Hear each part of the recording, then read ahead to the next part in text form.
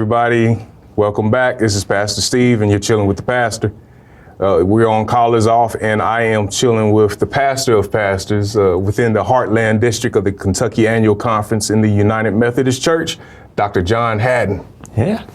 Nice. Thank you for sitting down with Absolutely. me today. Right, Absolutely. This is going to be a great time here because a part of my first vision for this show was being able to sit down and talk with you also. In our first phase of things, in our first season here. So I really do appreciate being able to sit down and talk with you. I'm excited to do this. Absolutely. Yeah, that's awesome. But we'll go ahead and keep on rolling here. And I want to give you an opportunity just to tell everybody a little bit about who you are, John Hatton. Okay. Coming to us here in the Heartland district. Okay. Well, gosh. So United Methodist my whole life. My dad's a Methodist pastor. Wow. Served here in Kentucky for a total of 50 years, actually, in pastoral ministry. He had 42 years before retiring, and then he retired, and then a couple of years later, he took a part-time church and served for 8 years there. Okay. So, we moved all over the state in different areas. He served originally in the Old Kentucky Conference, and then, of course, they merged, and never really lived too far out west, but we've lived quite a few places in Kentucky, and so it's been great. Right. Baptized as an infant. Okay. Still have my baptismal certificate in my office, as a matter of fact. And that, I think, is my call to ministry, my original call to ministry. Mm-hmm. I always kind of joke a little bit, Steve, because I don't know if I ever had a chance to not be a pastor, because when I was born in 1975, they had those little Super 8 movie cameras, mm-hmm. And so my dad had one of those, and he pointed at my mother's face after, I'd been born, and asked, what my name was. And my mom responded, well, his name's John Wesley. Mm-hmm. And it really is my name, actually. It's John Wesley Hatton. And then Dad asked her, well, what's he going to do for a living? And Mom said, be a preacher. So from birth, I was ruined, Hey, that's awesome, though. Being United Methodist your entire life. Yes. And you are United Methodist down to the name. I guess so, yeah. They wanted to name my brother, my dad wanted to name my brother Francis Asbury, and my mom said, no. No, it's not doing that poor child. Gets into middle school and you can be rough. Right. Well, but, could be called Frank, Yeah, Frank, yeah, it'd be work, yeah. And grew up all over Kentucky in a lot of different churches. I would say Aldersgate Camp was a big part of my growing up years. I also went to this thing in high school called Youth Discipleship Retreat, or YDR. Mm-hmm. Which was something that the conference did then, and that was over at Asbury University at the time in the late 80s, and that was a big part of my formational experience. My wife and I got married in 1997, and her name's Julie, and we're deeply in love with one another. We have a son, Emery. Mm-hmm. He's 14 right now. He's doing his first year in high school at Eastern here in Louisville. And we also have a 12-week-old daughter. So yeah, there is 14 years. And there's a story behind that too.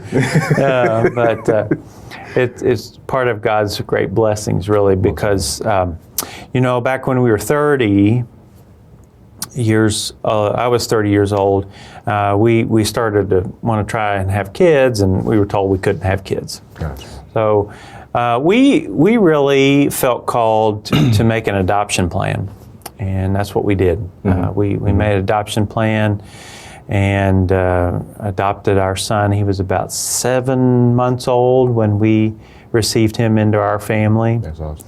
And he just has been the greatest blessing. And so we just kind of lived our life, thankful that we had one child. Yeah. And here we are 14 years later, and all of a sudden we had a great surprise. So always wanted a daughter too. So this is it's great. Her name's Elise. Elise? Yeah. That's a beautiful name. So Julie's a licensed clinical social worker, and she works, her specialty area is kind of counseling with elementary and middle school children. Okay. So she really has a heart for that. Oh, that's and awesome. It's part of her ministry, I would say. Okay. For sure. So that's kind of our family in a nutshell. Yeah, that's pretty cool, man. So we're gonna transition away from this for a moment, and I'm gonna ask you the same question I've asked everybody that's sat down with me. When is it that Jesus Christ became real to you? Yeah, that's a great question. You know, Pastor Steve, I think that it was for me in college.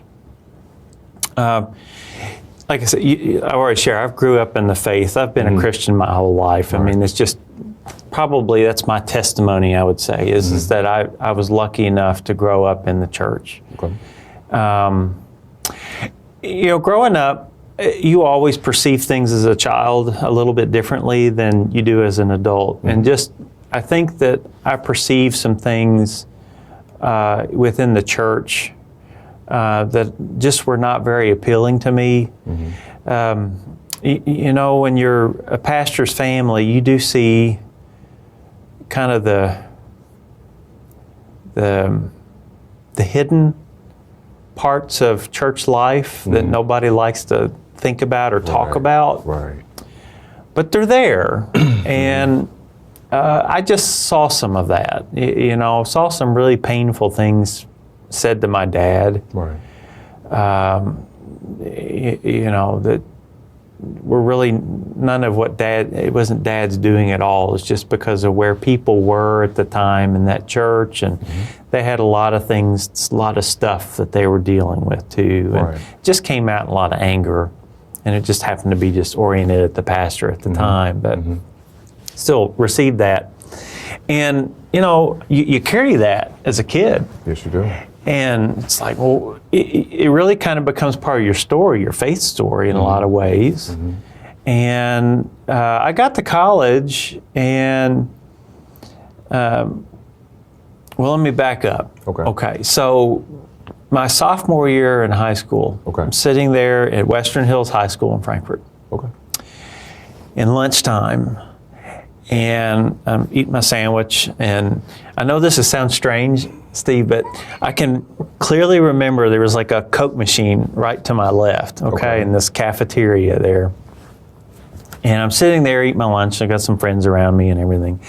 And I just, it wasn't an audible voice, but I just got this overwhelming sense right out of the clear blue that God was saying, John, you will be a pastor. Wow. And I was like, nope. I know about that game. I'm not going there at all. That is just definitely not. I've seen that. See what my dad has done for a living. I just, you know, I love you, God, but I'll serve you in another way. But no. And I really shut that down. I mean, it was like, you know, I've always been interested in science and the sciences and healthcare, and I really kind of, that's where I made my path. Went into college to go into therapy school.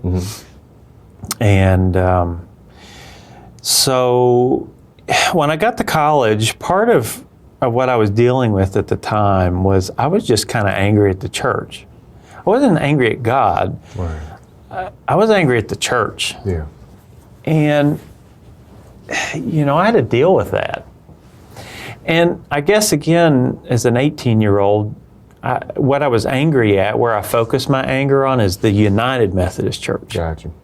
That's what you knew. That's what I knew, yeah. And I was like, well, maybe I don't need to be United Methodist. And so I started in that first year of college, just really starting exploring other denominations.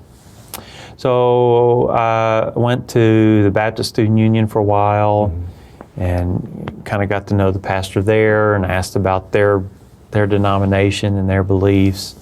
I went across the street to the Catholic Newman Center and talked to the sister there and the priest as well. I was really attracted to the Catholic Church. Okay. Just because I felt like that there was something, there was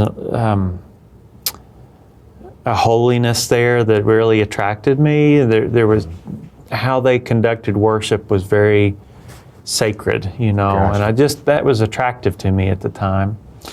But then I asked them to give me like some books about Catholicism so I could read about what they believed. And so they gave me a catechism and I read through it and I was like, yeah, that's not me either. So then I explored the Episcopal Church. And long story short, I just ended up coming back to the Methodist Church. And where Jesus really became alive to me was in my sophomore year of college. Okay. So I'm at Eastern Kentucky University, and I had landed at the Wesley Foundation there, and a new pastor, new campus pastor came that year, and his name was Ken Southgate. Okay. He's still pastor here in the Kentucky Annual Conference. Okay. And Ken really helped me to heal from all of that. And we started this ministry called Jericho Road. One of the things about Richmond and Eastern Kentucky University at the time, it was a party school for sure, it was well known for it. And right where the Wesley Foundation was, you could see everybody, the whole campus, walk right past us and go to downtown to the bars. Gotcha. And then, of course, later on in the evening, you could see them coming back. Yeah. And very different story, you know. And so we really kind of envisioned, what would it be like if we were out there for people to give them something to do on the way down, but also how could we be there for them on the way back? Okay. And so God was really working in my life at this time. And, you know, my faith deepened, my relationship with Jesus really deepened.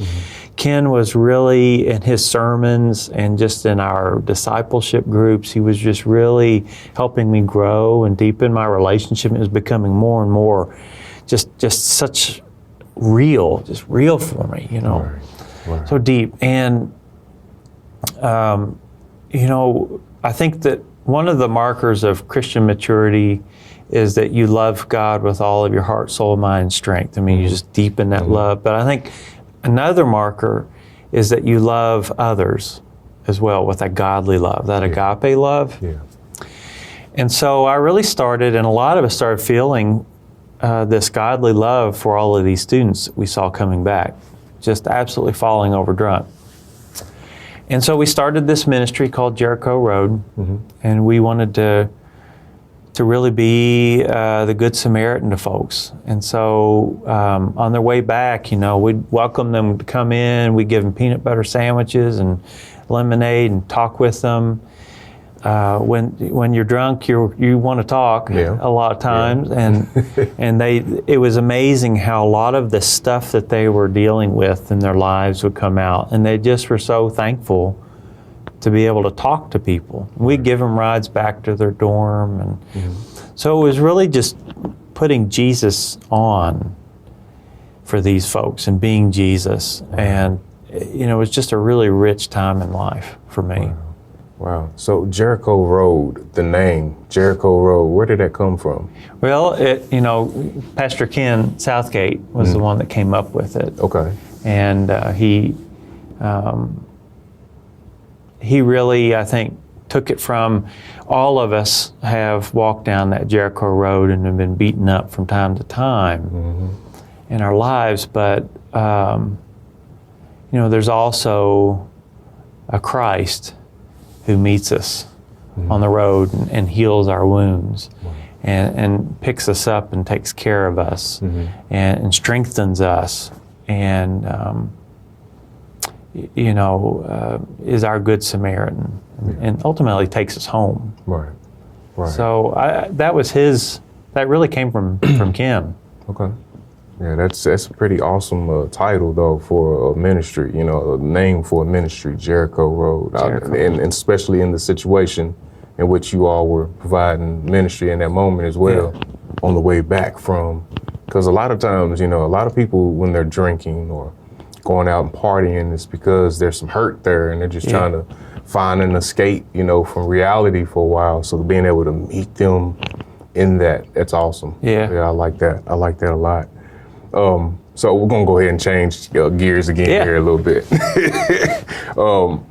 We were at the MLK celebration here recently, Methodist celebration at Quinn Chappell, and had the opportunity to hear you speak there and offer a prayer there and stuff.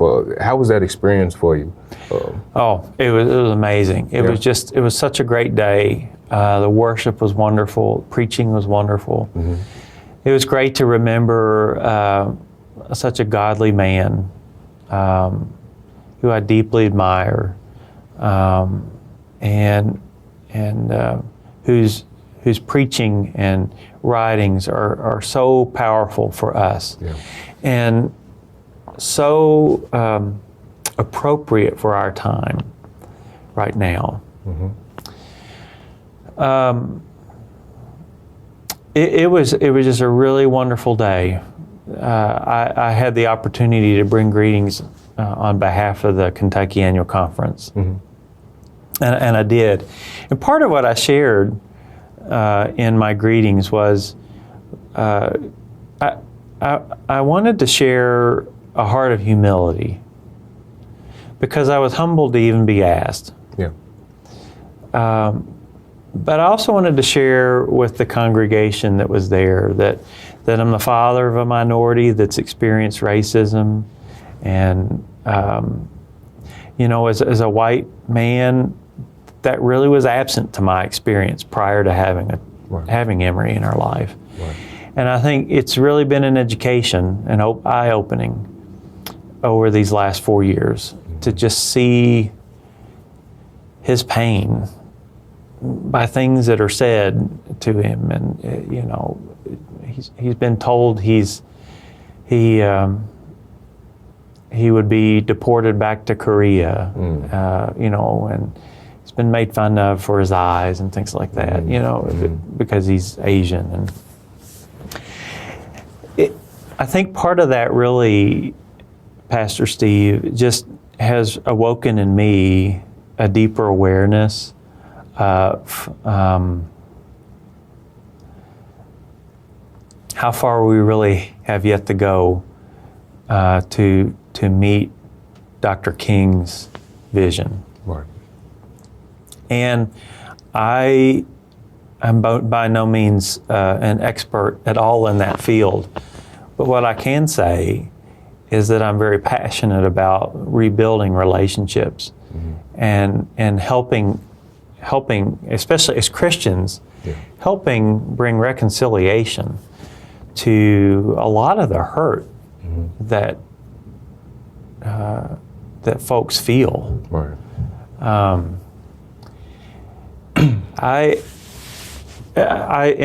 In my greetings, I also not only shared about my son's experience, and I also shared about my frustration at how we're not there yet.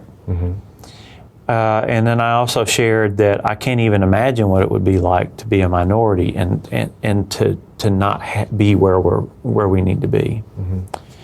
Because I can't speak from that place. I can't. And I wanted to honor that. But the other thing that I shared was, I said that I am a sinner in need of forgiveness and in need of reconciliation. And I use those words very specifically because there are parts of me that God knows that still needs to be purified and made holy. And I think that we all have, if we're really honest, we all have biases. And we just that is something that needs to be exposed to the light of Christ and needs to be healed and cleansed. Yeah. And that's part of us being, we speak about in Wesleyan terms about being made perfect in love. Mm-hmm. I want to love the way that God loves. Man. I want to love other people the way that God loves other people. I want to see other people the way that God sees other people. That's that living in that perfect love, loving perfectly.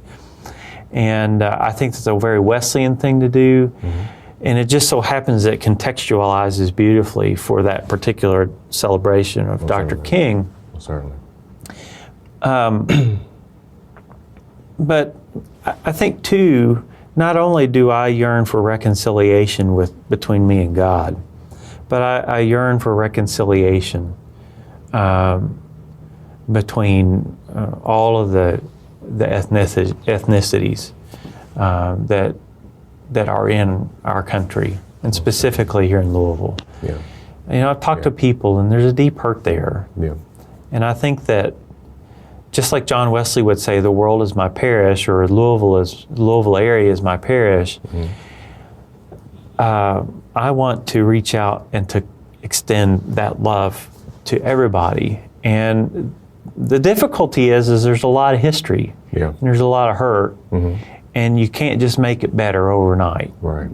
It's a journey. It is. Where you have to develop trust. You have to have conversations like this. I think we have to share our hearts. Yeah. And I think you have to be in it for the long haul. Most certainly. Saying something at a Martin Luther King event isn't going to do it. Right. Right. It's got to be more than that. Yeah. So, a lot of my remarks on that day, I really I took from his mountaintop speech on the day before he was assassinated. Okay. And just the aspiration that he had. And I still remember the words very vividly. I don't know if I'm saying them verbatim, but to the effect of, we still have a long way to go. Yeah.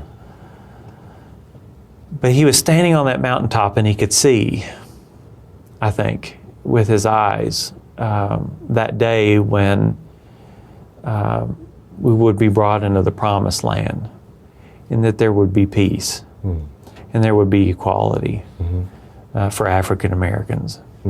And I'm passionate about that, Pastor Steve, and I think it's a very, very important part of who I am. It's a part of who I want to be as a pastor, and it's part of what I want to be as a district superintendent, because I think it's a mark of holiness. Yeah.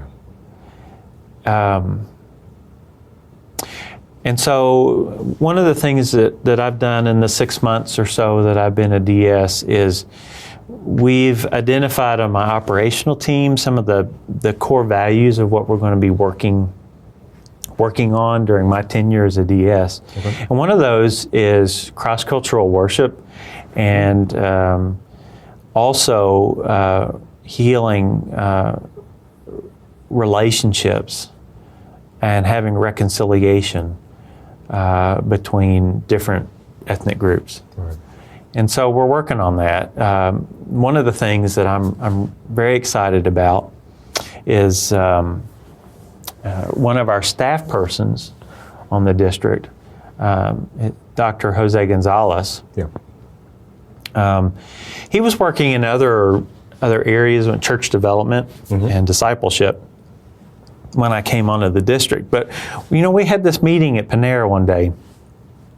And he was like, John, I just have to share with you my heart and where God's calling me. And it was all about reconciliation ministries, and it was about cross-cultural worship, and this big picture about the family of God, and what would it look like for all of God's people to worship together. Right. You're probably very well aware that Sunday mornings are one of our most I'm not thinking of the right word, isolated or times when a lot of ethnic groups, they kind of find their own their own space, but we're not together. Right. And I think for Jose, he views it very differently, and that he sees the family of God. Part of what the beauty of who we are as God's children is that, coming together to worship. Mm-hmm. So that's his vision. And he starts sharing this with me. And I was like, man, this is awesome, because this is what this is what I'm excited about too. Right. And he's like, that's great. What are we going to do with this? And so what we did was we just changed his entire job portfolio. And that's what he's working on now, is cross-cultural worship in the district and racial reconciliation. Yeah. So, that's where we're headed. As I was saying, I realize it's going to be a long walk. Mm-hmm. We have to develop a lot of trust, and I think we have to listen a lot. Most certainly. Right now. Most certainly. So we're in the listening mode. Yeah. And yearning for people's wisdom. Mm-hmm. But,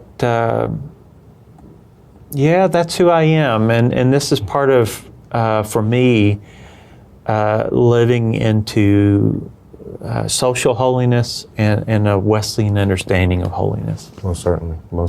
And just listening to all you're saying is that, if we get to that place of really listening to one another, I think that'll help us to really be able to really gauge what it is we need to do to move past things. Because I think a lot of us just have a problem with letting things go because we don't feel like we were heard. Yeah. We don't feel like our heart was heard, and that our hurt was not felt, and we can't move past it because no one's listening to us. Yeah. I know for me, just personally in my relationship with Jesus Christ, it was the hardest time for me to learn to forgive myself. I didn't realize that forgiveness was for me, from me as well. Yeah. So even still, I can feel that, sometimes we have that same problem as well when it comes to our social interactions with one another on different ethnic scales, is that, I don't understand where you are or who you are. And I don't take the time to really listen and just kind of see where you are and see what kind of person you are. What are your ethnic and your diverse things that you bring to the table of Christ, Yeah. Because even when I think of Dr. King, what a lot of people, we talk about how great of a man he truly was, and he was a great man. He definitely set a bar for a lot of us as men out here to live up to. Yes, he did. Yeah. He was still a child of God and a Christian. Yeah.